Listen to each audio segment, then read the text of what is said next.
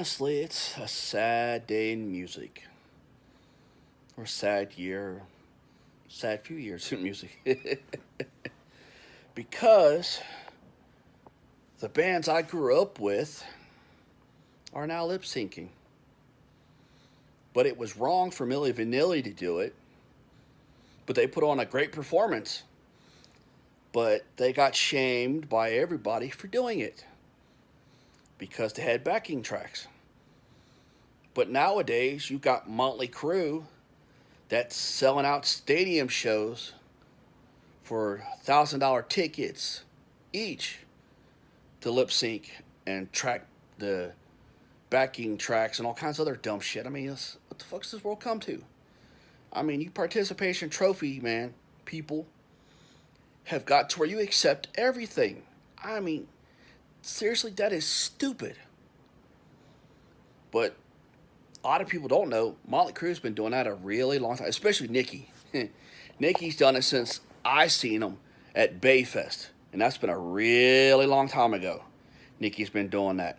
He even got called out on it by oh boy from Godsmack, and nobody believed him. Nobody believed him.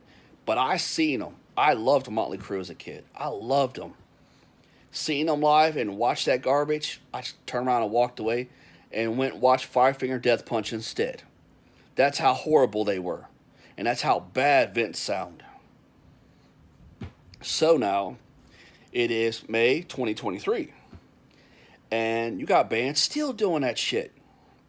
Well, obviously, anybody that didn't think that Orgy wouldn't do it, you're an idiot. Orgy was mediocre back then. Will you expect them to be any better now? That's like right up there at fucking Limp Bizkit. You think they would be better? Huh. Negative. But at Sick New World, you had fucking Orgy lip syncing to their shit. And then a band that I never thought would do it was Ministry. And sure as shit, he was doing it. So many people calling him out on it, it's unreal. I seen Ministry at Louder Than Life. And I loved the music. I wasn't the biggest fan of some of the shit, but some couple albums I really like. And seeing him at Louder Than Life, I wasn't impressed at all. Yeah, I know he's old, this and that. I mean, for fuck's sake. A few years ago, I think it was at Chicago Open Air, I watched Ozzy and Zach. Ozzy kicked fucking ass. And he's way the hell older than any of them idiots. He sounded really good. And he wasn't backtracking his shit. You could tell that shit was legit. When I seen him with the Black Sabbath tour in Vegas at the, I can't remember what the hell that place is called. The Madeline Bay. Did an awesome job there. So just because they're getting old, it's not really an excuse per se. I mean, it's just how they took care of their vocals or whatever. But, I mean, for fuck's sake. If you cannot sing anymore, call it quits. Because that's not fair to the people paying high dollar, especially like Motley Crue's $1,000 a seat ticket up front. That is ridiculous for somebody that's lip syncing. I could stay at home and listen to the album or watch their videos on TV at the comfort of my own home. You got me fucked up with that one. There's also another rumor going around that Alice Cooper's doing it. I don't know if he is or isn't. I just seen him. When the fuck did I just see him? I think it was at Louder Than Life I just seen him. He didn't look like he was lip syncing to me. I mean, I paid close attention because I heard that rumor, so I started watching really close. And I have a few videos that I'm up close with him that I don't know if I've put them up yet or not. I think they're on my Live Vicariously one. If they're not, they'll be up. But I do have them. And I watched the video, and I looked real closely, and it doesn't look like he's lip syncing. And he's another one of those old ass people that still sound pretty good.